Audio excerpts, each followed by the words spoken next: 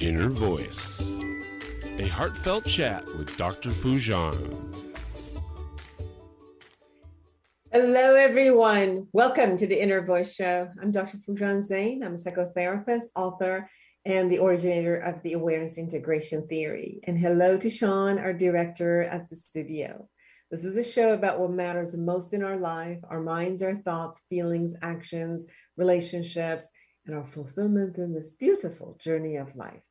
Today, I will share with you the tip of the week about how to transfer our skills from one area of our life to another.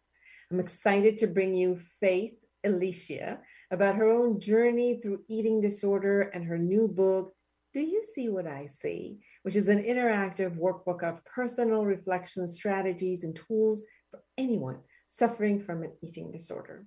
I will share with you how to watch for your agitation, which can cling to any matter and create a fight within us as well as outside with others. And then I'll bring you Barby Ingle. She's the president of International Pain Foundation and the author of Wheels to Heals, sharing her powerful story about life-changing events that force reflection and sprouts her journey. Please subscribe to my YouTube channel and podcast.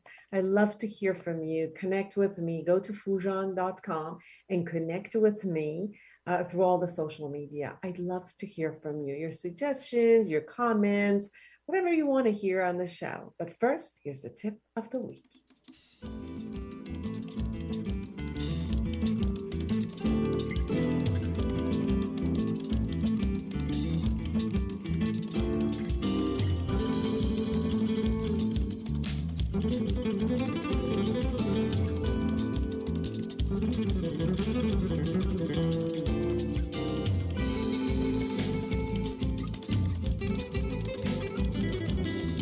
Here's the tip of the week. There are many times in life when you know skills in communication, negotiation, emotional regulation, expression, rising above it all, and more. However, you may choose not to use them. You might know how to empathize and be compassionate, and yet at times you become cold and hold on to your negative judgments. You might know how to negotiate in your career, but choose not to negotiate with your mates. You might know how to communicate cordially with people, even if you don't feel good or you're angry. You choose not to be cordial when communicating with your family members. You might be understanding towards strangers and refuse to accept your children when they do exactly the same thing. What are some of the reasons for these types of disconnect? People usually have different beliefs, rules, parameters, boundaries, emotional attachments for different areas of their life. They may not care much about strangers and therefore not have the same type of intensity of emotions or insistence in upkeeping certain standards. They may have learned a particular type of communication as an adult in a work environment, and therefore compartmentalize and only classify that communication style to work category and not in family settings.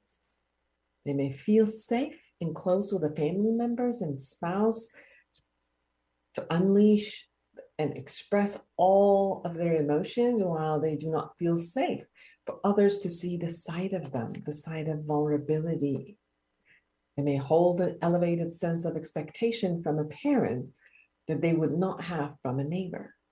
They may think that they have to win and be the boss in some environment while they're aware that the same thing will not be available in other areas, and so on. The important factor is when you have the tool or the skill and you already see the positive results in one area, apply it to all areas of your life. Most life skills are transferable and useful in all areas of life. If you see that your communication style works in your career, then use it at home. When you see that you can negotiate the best deals for yourself, then bring that negotiation skills into your daily interaction with people at work or at home. As you experience that you're capable of regulating your anger and anxiety and fear and sadness well with your customers, then use the same skills with your spouse and your children.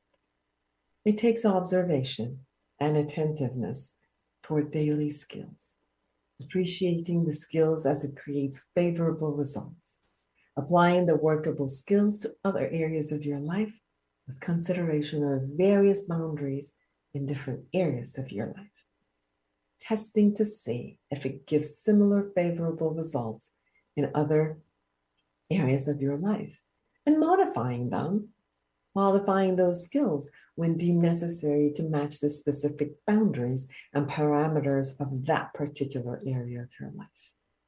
For more observational skills and learning ways to clear the past wounds so that you can be open and opening yourself to all that is available for you to learn, go to my book, Life Reset, The Awareness Integration Path to Create the Life You Want.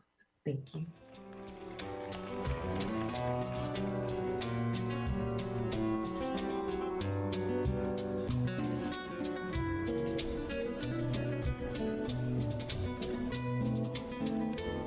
Welcome back, everyone. I'm Dr. Foojan, and I'm excited to have Faith Elicia. And she is 7 years in the path of recovery from an eating disorder. When not managing her husband's medical practice or handling things for one of her 3 kids, she escapes to the confines of her home office to write romance fiction. And although it's written under another name.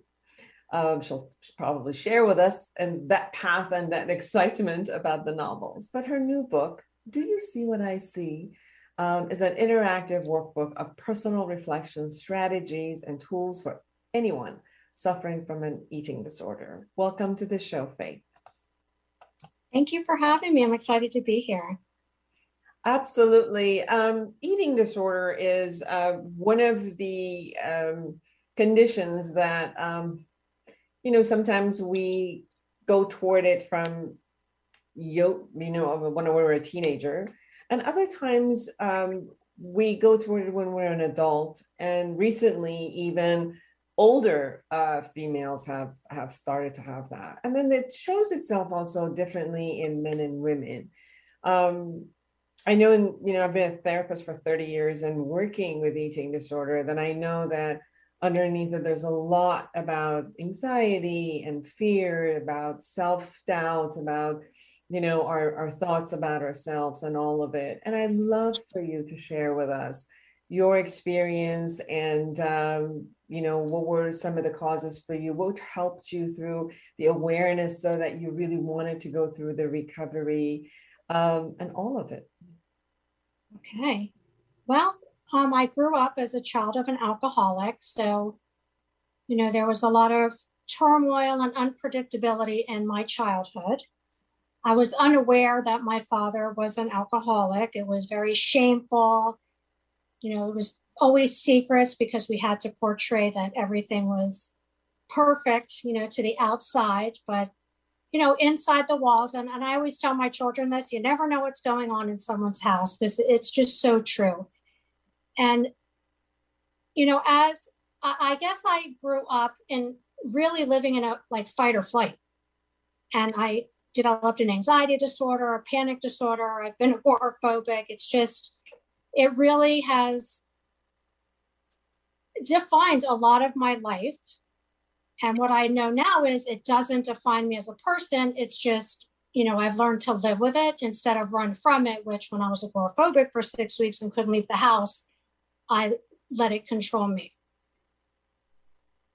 And my eating disorder did not start until after I had my 3rd child, which is interesting because I've been in treatment twice and I felt like the mom of the group, because as you were saying, a lot of times it does start when, people are younger. And for me, it came on later. I was always afraid of alcohol because I had seen, what it could do.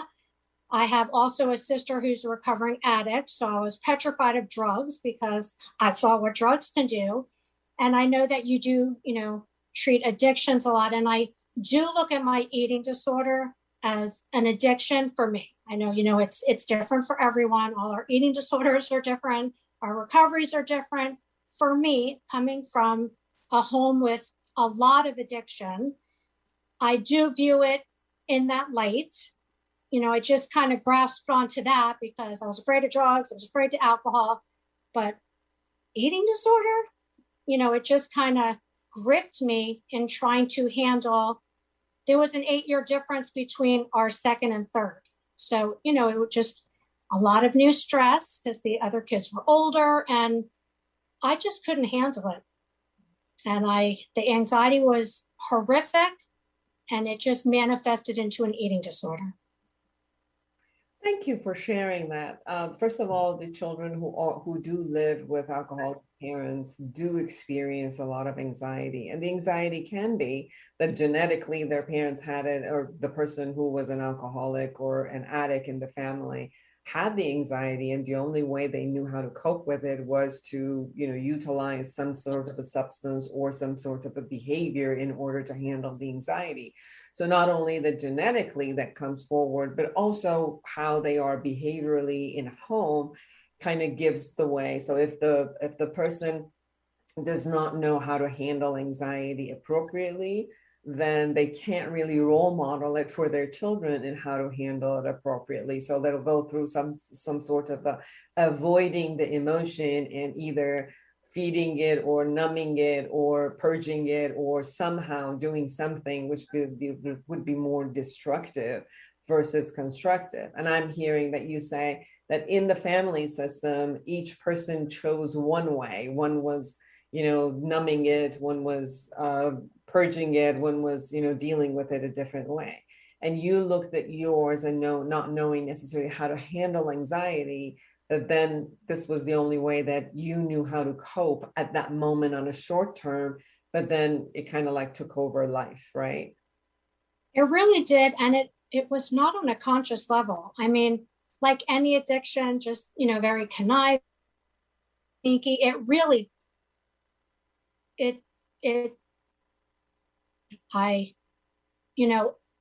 we did come from a household where we didn't have, healthy coping mechanisms. Obviously, there's 2 in recovery. My father passed away several years ago, but he had been in AA for many years. So, there was 5 children and each one had, their own way. But on a whole, it was, we didn't develop those healthy coping mechanisms. And recovery has given me that. It's given me tools just to handle life, because I honestly was just surviving life, not living life, because everything around me, just affected me so greatly physically and just with anxiety. And it's very hard to live like that. It's truly hard to live like that. And I still have anxiety, but I can be compassionate with myself today. And I'm kind to myself and I take care of myself. I put myself first. These are things I never did before. Wonderful. Faith, what was the transition? When is it that you finally thought that I got to do something for myself, that this just doesn't work for me anymore?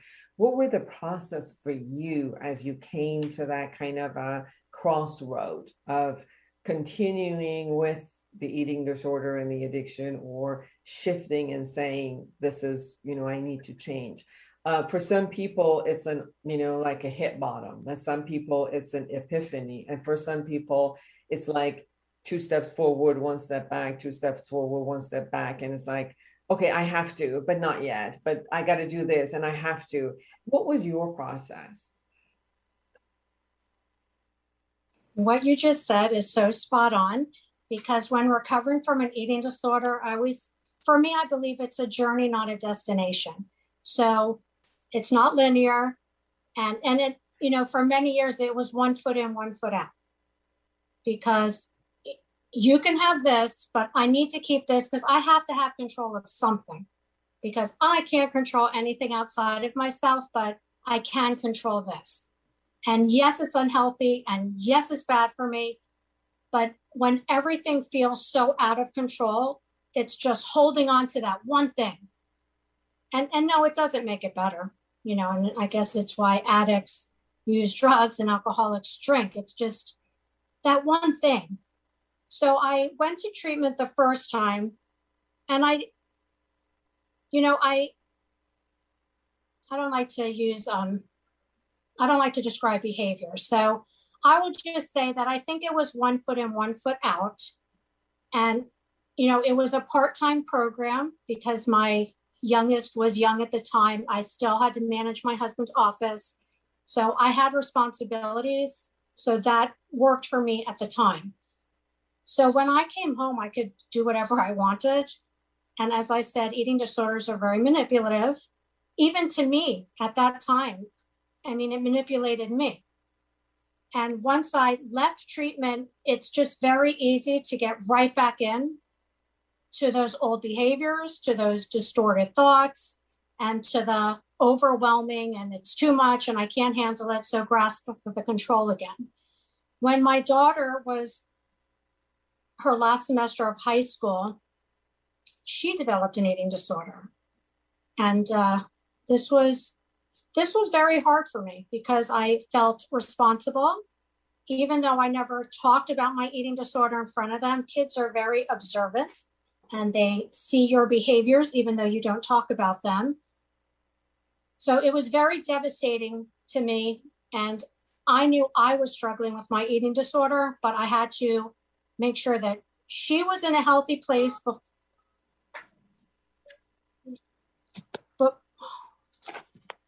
before I let her go away to school. I couldn't allow that to happen because I know how fast it can spiral downward.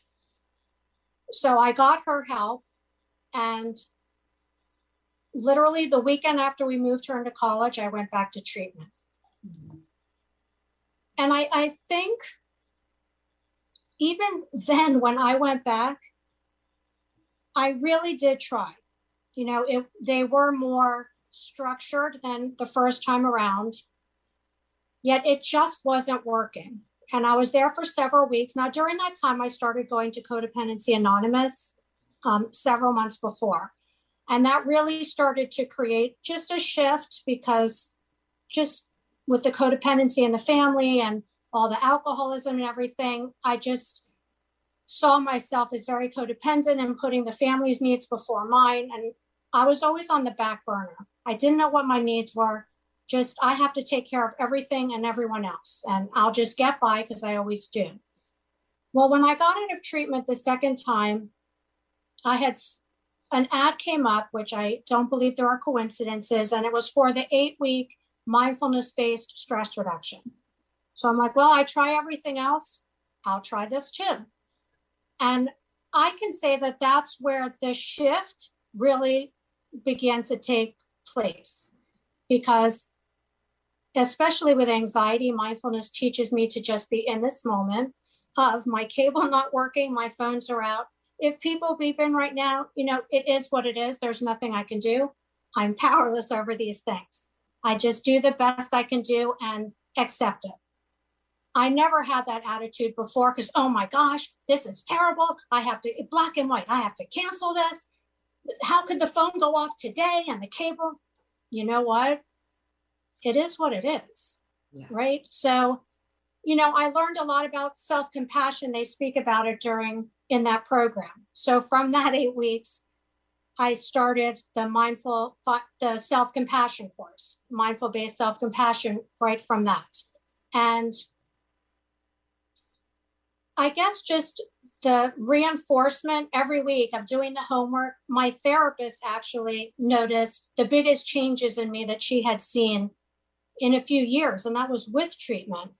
So I continued with those practices, and then I joined, a happiness group for 6 weeks, a mindfulness happiness group, and all of these tools I started learning and practicing started to become habitual.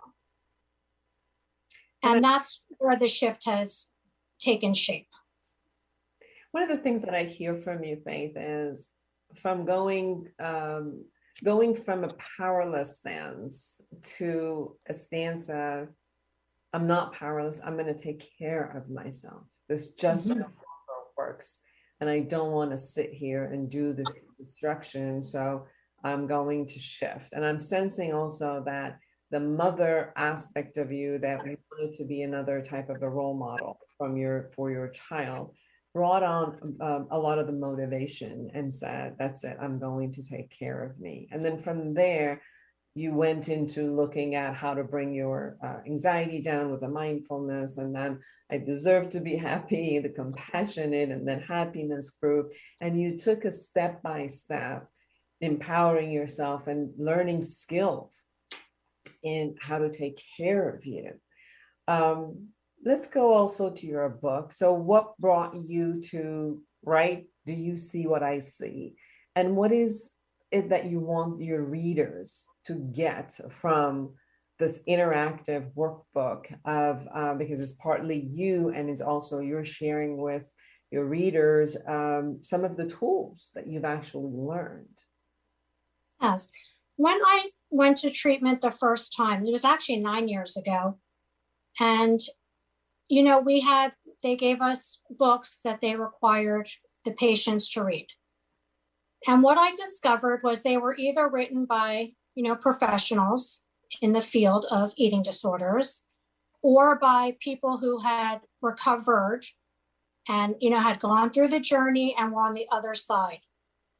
And for someone, you know, when you're in the throes of whatever addiction or, you know, trauma you're in, you know, it's very hard to say, well, I can't get that. Like, that's great for you. And I've heard this on from a different host about being terminally unique. And I'm like borrowing that because I honestly believed I was terminally unique. Nobody could feel like this amount of anxiety, yet go out with a smile on my face, and nobody would have a clue because I hide it that well. But I was terminally unique. So when reading a book and you're recovered, that's great for you, but you didn't live in my shoes. So, you know, pat yourself on the back, but that's not me. That's not my path. So we started with art therapy and treatment, and I was drawing my little faith characters, and I was, you know, reading some prompts in the morning, and I started journaling about them. And as, you know, the pictures kind of took on a life of their own, and I just continued them for years, and thought, well, how cool would this be if I put them together in a book that's more like a we format, because recovery does not happen in isolation. It does not happen alone. We need support. We have to connect with others. We need professionals to assist us, but it really is not something to be done alone. So how cool would it be to put this out there so that others know, you know what, I have bad days too. And you know what, sometimes my ed voice, which those with eating disorders we call the ed voice, sometimes my ed voice still talks, that this is a process. For me, you know, I don't cross through that ribbon and woohoo, I'm recovered. And for me, it's like any addiction, it's one day at a time, taking care of myself first, you know, using these skills I'm learning. And just for today. So I did shelf the book for a while. There is a lot of shame. Number one, you know, my parents did the best they could with the tools they had. There's no blame. I really came to a place of acceptance and full love before my father passed away, which was a lot of work.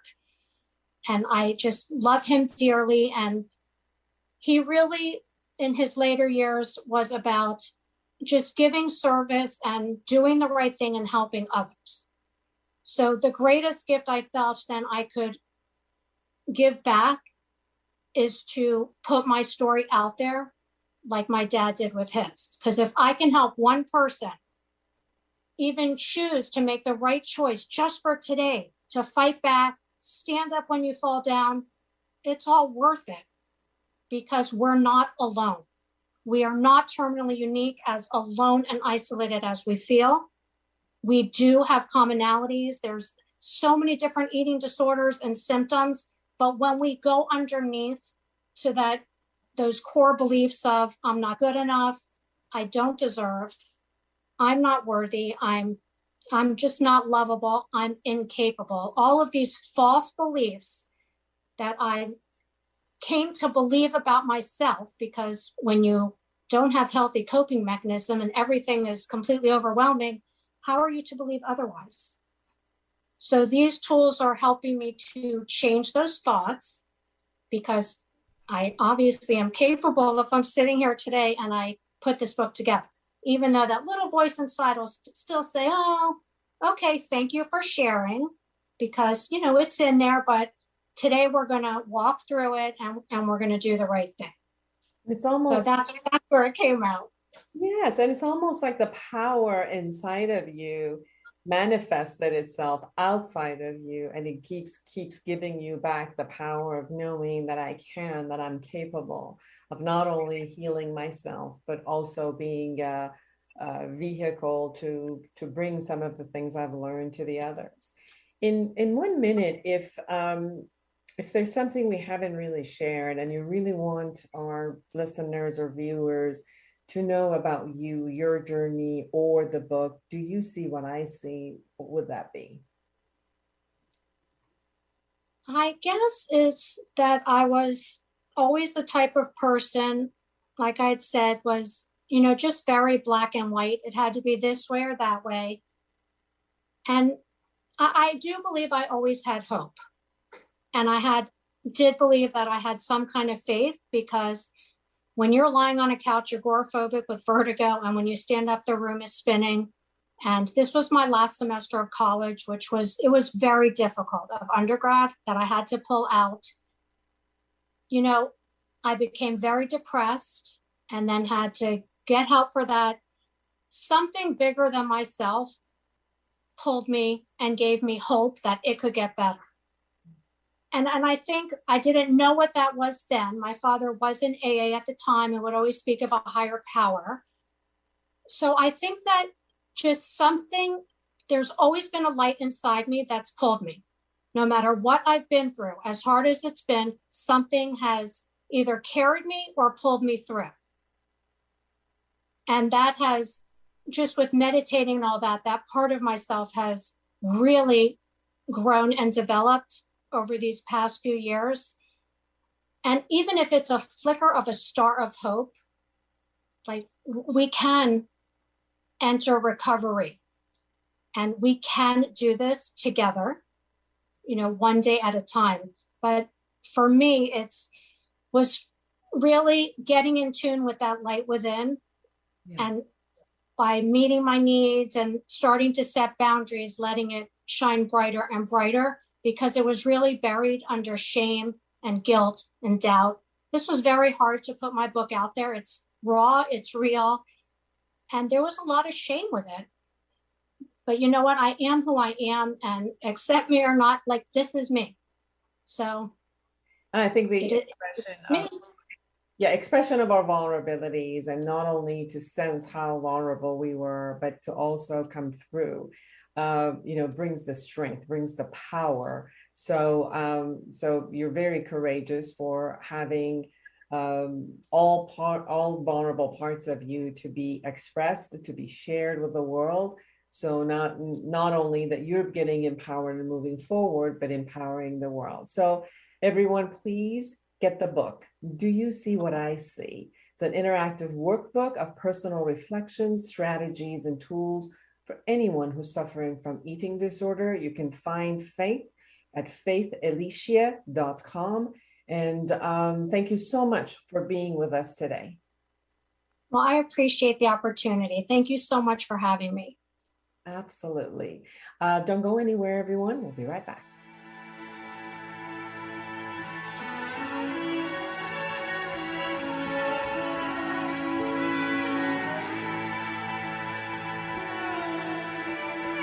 I wanted to share this matter with you, which is interesting. I have just come from a retreat of many days of meditation, and it just felt like I was calm. And as I woke up every morning, I did my meditation and I went through the calmness of the day as if I could handle anything, and anything in the world would show up, and it was just kind of like, let go, like a Teflon effect. It wouldn't even stick. And amazingly enough, I didn't have time to do meditation for a couple of days. And this morning I woke up as if that agitation is there. And the agitation does not necessarily represent anything. It's just a agitation that is there. And then I watched my head, my brain, my thought process, as they looked for things that were there to pick on, as if I needed something for the agitation to kind of get stuck to, go forward and attach itself to, where the same issues and the same conversations and the same matters were there the week before. So I wonder, what is the difference between the times that I'm calm and open and kind of flexible with things that are happening and look at those from a perspective of all is well, or that there's an agitation that is looking for a problem to solve, looking for things that are out there to make a point at it. So I realized also that a lot of people I work with, they look at things, for example, they wake up one day in their relationship and they look at all the things that have been there the day before, the way before that for years, but today they're going to pick at it. They're going to say how much they don't like it, which in another day, same things are there, but they're flexible with it. What's the difference? The same thing can happen at work. You may be at the same type of job for many, many years. One day it's intolerable. Another day it's as if all is well, I can handle it. So it is important to know that the way we are with our world either makes it or breaks it. The way we attend to the world as is, it creates a space whether we could go with an openness to clear things, handle things, or we can go with an agitation, with an attitude, with a chip on our shoulder, with a sense of entitlement of why should it be this way and resisting it, and then changing it from a resistance place versus changing and adapting and from a place that is like, it's all well, and I'm gonna, co-create or shift or adapt to what's happening or even change what's happening. So they come from, it's almost like the energy you come from dealing with things. It could either be a soft flow or it could be a fight. You get to choose. I was privy to look at, I wake up sometimes with a fighting mode, and then I have to take care of myself to calm down that area, that agitation that showed up. And there's nothing wrong with it. And you don't always have to look at where is it showing up from. It's great to listen to it and see where is it coming from. And maybe if there's something you really need to handle, take care of yourself in some way so that the agitation is released and handled. On the other hand, it's also important to see if that agitation belongs to a certain matter. Just because it's here, it might also cling to all matters in life and create more of a problem than it is just because the agitation clung to something. So be aware of that. And the more that you can let go of that agitation and allow it to be handled with whatever the actual issue is, then it doesn't have to kind of spread over everything in all areas of your life during the day. Thank you.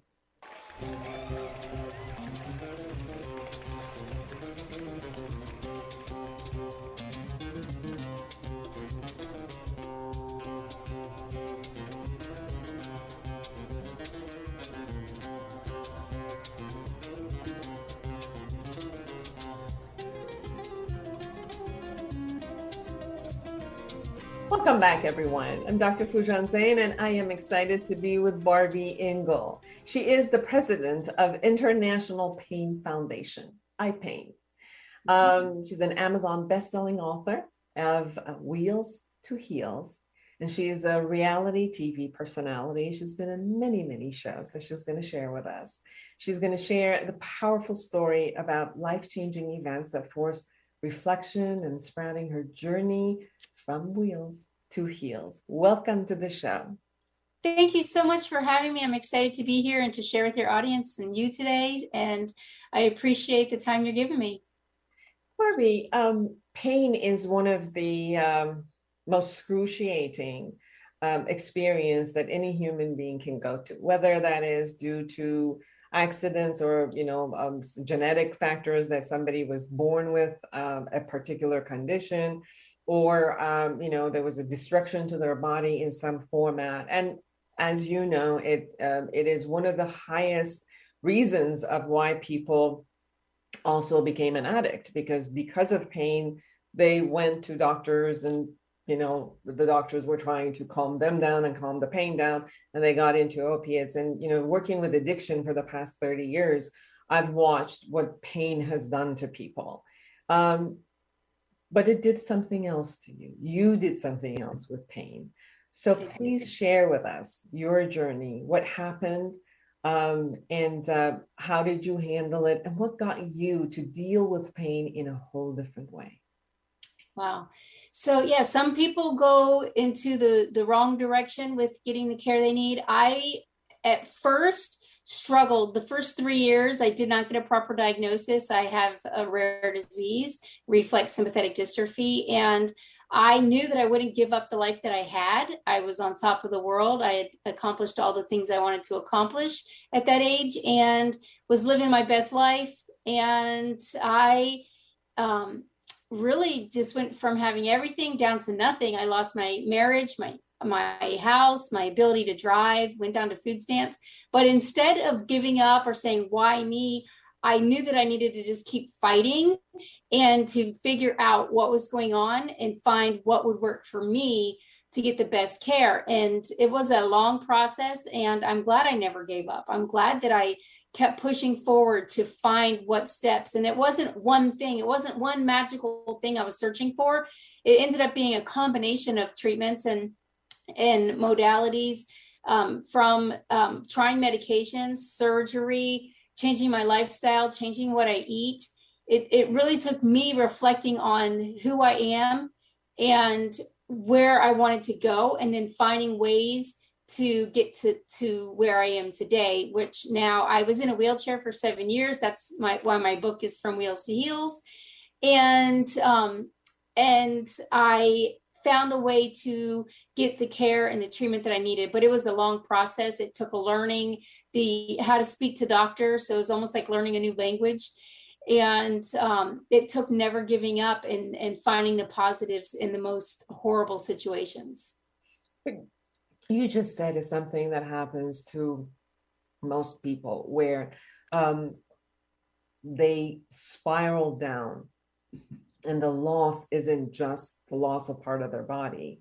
It's a loss of everything, as you shared, loss of relationships, loss of your standing in the community, loss of a lot of abilities, and loss of hope more than anything. And what you just said about not giving up, that's one of the things. When you lose hope about the future, people gravitate toward the resentment, and then loss of hope for the future. And what you just said was the beauty of not allowing that to happen. And I'm sure there were many, many probably days of you saying, I give up, and then something showed up and changed for you. What showed up, which you could go from a powerlessness and a hopelessness state to a space of courage, wonder, curiosity, and determination about, I'm going to work through this? I think what showed up for me was realizing that I had hope. And sometimes I had just the littlest spark, and sometimes I had a great big amount of hope. And realizing that even the littlest spark could get me through, that I woke up today and that's a win. Today, I did everything I was able to do, even though it wasn't very much compared to the standards of our world. So taking that moment where I took the guilt off of myself that I got from the people around me, from society, from, what do I offer to society, taking that guilt off of me and realizing that I am more than my job. I am more than who I'm married to. I am more than what I do.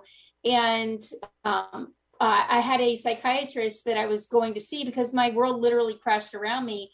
And he gave me that as a homework assignment. Find your I ams. Go home this week and write down all the things that you are. And this was early in the process. And although everything was crashing around me, I went home and I couldn't write anything down. I kept, every time I would think of something that I am, I would say, but sometimes I'm not. Like right now I'm depressed. Right now I'm not enough. And he called about halfway through the week and said, okay, what have you got on your list? Do you have anything on your list yet? And I said, no, I can't write anything down. And he said, it's not what you are 100% of the times. These are things that you are, and it can be two conflicting things on your list. And he said, let's help you get started. And he said, you believe in Jesus, you're a Christian, you are spiritual. And I said, yeah, I'm spiritual. You know, I don't necessarily go to a church, but I am spiritual. So I put that as my first item on my list of I ams. And then they started flowing. I'm creative. I am unique. I am wonderful. I am nice. And it just started flowing out of me. And I got my list going. And by the time I went into his office, I had 75 I ams on my list. And to this day, I've been keeping my list up. And when I have those bad times and I have no or little hope, I go back to who I am and go through that process again and realize that I am more than whatever challenge I'm facing. And something that I just heard from you is also that when the focus was only on the negative things of I am, you were stuck in that position. And when kind of like you opened up this frame and it was like, it's not just the negative things that I am. Look at all the positive things, even if they look small or feel small today. But I don't want to take those for granted. Those are also the areas that I can move and improve from. And that brought back the hope, I guess, as you kept focusing on the greatness that you have in all of these little pieces, it started elevating and it just expanded you. It's almost like if I think that I'm only the negative stuff, then it's what's the point? What's the point of survival? What's the point of living? But when I see all these all the other parts and I start focusing, then it's like there's a purpose into living. And then when there's a purpose into living, and I value that I am alive and how I am worthy with my surrounding, then that purpose allows us to get the courage to fight, to move forward, to get curious, to move along and get all the information that is needed and to be able to do that. Is that what I'm hearing from you? Absolutely. And I also reminded myself, I had experiences in my life that no one else got to have, or very few people on earth have gotten to have. And in doing that, no one can take those experiences and those accomplishments away from me. Even if I can't do them today, I still got to do that. I still had that pleasure, that privilege, that choice in life to do those things. And now I get to do other things, and I get to reframe my life and regrow. And now I wouldn't be afraid to lose everything all over again, because I know I can live through it. And if I can live through it, anybody can live through it. It's knowing that I'm not the only one out there going through challenges and struggles. Everybody faces challenges and struggles. What are we going to do with them? Can you share a little bit about International Pain Foundation? Because it seems like it shows up out of your strength in how you have taken care of yourself. And this is the way that you're also sharing yourself and what you've learned with the world and bringing this resource and people who can be together. Can you share a little bit about that? Absolutely. So International Pain Foundation works on education for patients and caregivers, for social events for the public,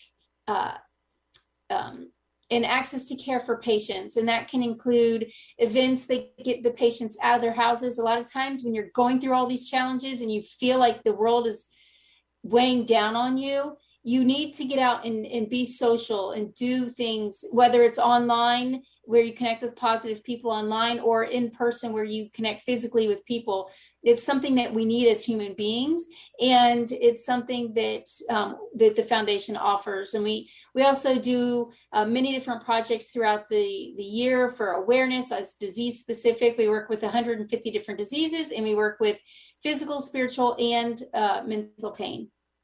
It is beautiful because one of the main concerns with people who have pain is isolation. Yeah. They have no tolerance for anyone, and probably other people don't have tolerance with people who are in pain because they're agitated and Absolutely complaining about their pain. So this isolation forms a lot more of the depression and hopelessness and powerlessness. And it's so beautiful to bring everybody together. And there are moments, hours that they can be together and kind of like a relief from that space of pain, and remind themselves that there are source of energy that is out there from us to us, from holding each other's hand, looking at each other's eyes, saying something that, you know, makes the other person feel good, so that they can get that hope and the worthiness and the value that they have. So that it would entice them to take a stand for themselves in all the different ways. So thank you for creating that. Barbie, share with us about your book, Wheels to Heels. What was the purpose of this book? What is it that you want to tell your readers? And what do you hope that they will gain out of reading this? My purpose for the book, From Wheels to Heels, was to create a resource for people using my story and my journey and the tips and tools that I learned along the way, so that other people can get those hopefully sooner in their travels down this journey to get better in whatever ways that they need to in their life. And to see that, look, if I can do it, you can do it as well. I'm using very little costly resources. They cost you some time and some energy, but many of them don't cost you any money. And it just shows you how you can obtain the things that you need in your life so that you can live your best life, so that you know that if you reach out and seek out, that there is help, and that gives you great reason for hope and to keep going yourself. And what is it that you want people who are suffering from a disease or a pain out there to know? Where is it that they can go within? Because I think there's two levels of processes here, right? So one is who you are with yourself and how you are with yourself, and then who you are with the society around you. And then what is it that you also need from the bigger picture of the resources that are out there? Can you share a little bit from these three domains? Yes. So I would say what can help you in all of these areas first is get organized, and it takes time. It takes effort. That's what you have to put in. This becomes something that you need to focus on and create an oasis around that is positive for you, so you can live your best life, but you can also help society at the same time. And it's really important to also set the expectations for yourself, learning about what your condition is, how you can move through it. Don't get stuck using one treatment forever. Know that there's constantly new options and tools coming down the pipeline. Reach out and seek out those tools and that information to help your life. And set the expectation with your caregivers, with your family, with your friends. In the beginning, I did not handle it well. And I lost many of my friends. And some of my family are like, I know Barbie wouldn't have given up her life, so I understand she's going through something. But until I understood what I was going through and understood myself, I couldn't set the expectation so that I could have good interactions with the people around me. And you need that. You need your support system around you for your everyday living, as well as for your medical team. And you have to be an active leader in creating your medical team and doing the homework in between the 15-minute appointments a couple times a month. You have to do that work, but you also have to lead that team so that when you're with them, the people on your team can help you the most. And then in return, you can help them. Absolutely. In 1 minute, is there anything we haven't shared that you really, really want our audience, viewers, and listeners to know about your journey or the Wheel to Heels book? Yeah, just that it's a process that you have to take control of your own life. You have to be responsible and respect yourself and respect the people that are around you, and so that you can get the hope and the help that you need, and that you can create it. You can be a creator, a doer in life. And all it takes is breaking it down into smaller sections. And if it seems overwhelming, stop, take pause, listen to what's going on around you, and create a plan, and then work towards that plan. Don't get mad at yourself if you can't do it all in a day. Things are probably going to take you longer if you're facing a challenge. Give yourself that time, that space, and that ability to accomplish all the things that you want to accomplish, because you too can do it. Barby Ingle, everyone, please get the book Wheels to Heels, and you can also find her at barbyingle.com. And it was a pleasure to have you on the show. Thank you for the time that you allowed and shared your world with everyone through your book. And thank you so much for creating a society, International Pain Foundation, iPain, so that you can give resources to everyone who is suffering from pain from any aspects or illnesses. Thank you so much for having me. And I appreciate the Inner Voice podcast. And I hope that everybody listening will give you a 5-star rating and continue to listen themselves. Thank you so much, Barby. For all of you who are out there, create an amazing world for yourself and everyone around you. And until next week, bye-bye.